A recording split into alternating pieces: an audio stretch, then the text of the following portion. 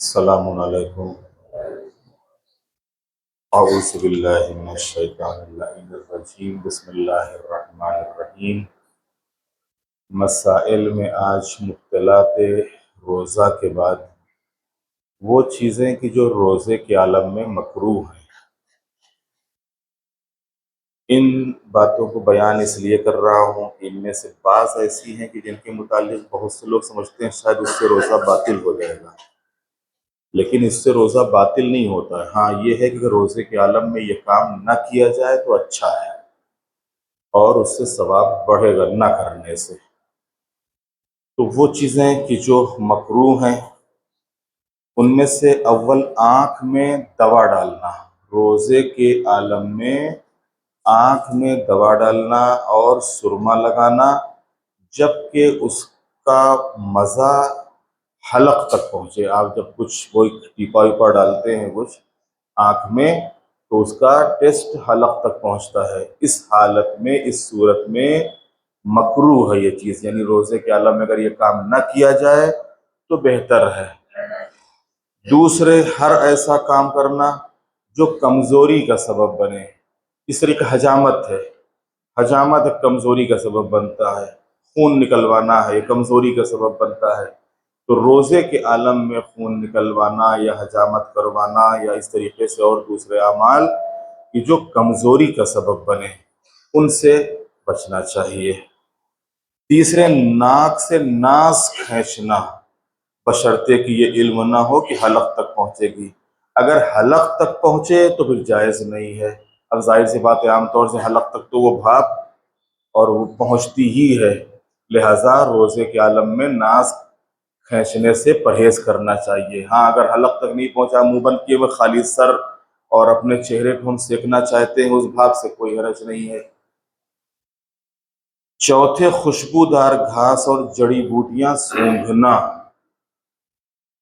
کوئی بھی ایسی خوشبودار گھاس یا اس طریقے سے پھول ہے، آپ باغیچے میں گئے اور پھول لے کے خود سونگھ رہے ہیں تو خود یہ سونگھنا جو ہے اس کا یہ مکروہ ہے۔ لیکن آپ گزر رہے ہیں، خوشبو آ رہی ہے، تو اگر آپ باغیچے سے گزر رہے ہیں خوشبو آ رہی ہے تو آپ کو ناک بند کرنا ضروری نہیں ہے آپ کے لیے۔ یا اسی طریقے سے کسی بھی جگہ کے اوپر روزے کے عالم میں عطر لگانے میں کراہیت نہیں ہے کہ آپ خوشبو نہ لگاؤ، عطر نہ لگاؤ روزے کے عالم میں، یہ کہیں سے مکروہات روزہ میں یا مبطلات روزہ میں سے نہیں ہے یہ چیز۔ پانچویں، عورت کا پانی میں بیٹھنا، گرمی کا موسم ہے، معلومات گرمی کے موسم میں اپنے کو ٹھنڈا پہنچانے کے لیے کوئی ٹپ وغیرہ ہے اور وہ ٹپ وغیرہ میں بیٹھنا خود عورت کے لیے یہ کراہیت ہے۔ چھٹے، شیاف استعمال کرنا، جیسا کہ میں نے کل بیان کیا تھا کہ جو اینما ہوتا ہے یہ دو طریقے کا ہوتا ہے، ایک لکوڈ ہوتا ہے، خشک ہوتا ہے۔ خشک اینما لینا یعنی کیپسول وغیرہ روزے کے عالم میں لینا یہ مکروہ ہے۔ ساتویں، جو لباس پہن رکھا ہو اسے تر کرنا، اب ابھی تو ماشاءاللہ سب لائٹ ہو گئی، پنکھے ہو گئے، اے سی ہو گئی، ورنہ پہلے گرمی کا جو زمانہ ہوتا تھا اور گرمی کے جو روزے ہوتے تھے اب وہ اس میں نہ کوئی ایسا انتظام ہوتا تھا، تو بیچارے لوگ کیا کرتے تھے کہ اپنا کبھی سر پہ گیلا کپڑا رکھ لیا، کبھی کوئی گیلی چادر اوڑھ لی، اس سے تھوڑا سا ان کو گرمی سے بچاؤ ہو جاتا تھا، تھوڑا ان کو راحت ملتی تھی۔ خود لباس کو تر کرنا یا اس گیلی چادر کو اوڑھنا یہ مکروہ ہے۔ آٹھویں، دانت نکلوانا اور ہر وہ کام کرنا جس کی وجہ سے منہ سے خون نکلے، یہ بھی مکروہ ہے۔ اگر ایسا کوئی ضروری ہے آپ نکلوا سکتے ہیں دانت کو، روزہ باطل نہیں ہوگا اس سے۔ روزے کے عالم میں اگر کوئی ایسا کوئی ضروری ہو جائے اور دانت نکلوانا پڑے تو آپ نکلوا سکتے ہیں، لیکن اگر تھوڑا رک جائیں، رات کو یہ کام کریں تو زیادہ بہتر ہے۔ نویں، تر لکڑی سے مسواک کرنا، یہ جو مسواک وغیرہ آتی ہے اس کو ایک مرتبہ ڈالا اور پھر اس کو نکالا، یہ جو تر لکڑی سے مسواک کرنا یہ چیز کراہیت رکھتی ہے۔ عام طور سے خود برش وغیرہ کرنے میں روزے کے عالم میں کوئی حرج نہیں ہے، آپ روزے کے عالم میں برش وغیرہ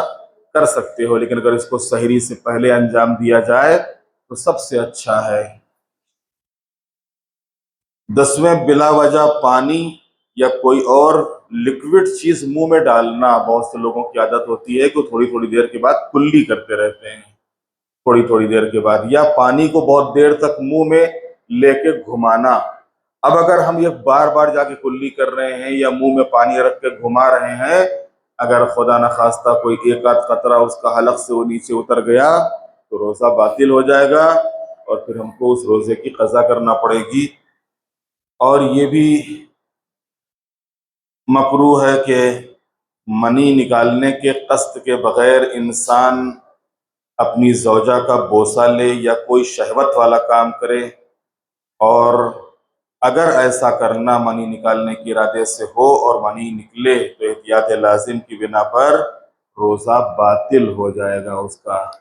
یہ وہ چیزیں ہیں کہ جو یہاں پر مکروہات روزہ کے طور پر بیان ہوئی ہیں، اور اس کے بعد جو ہے انشاءاللہ وہ مسافر کے روزے ہیں جو کل آپ کی خدمت میں بیان ہوں گے۔ بر محمد و آل محمد صلوات۔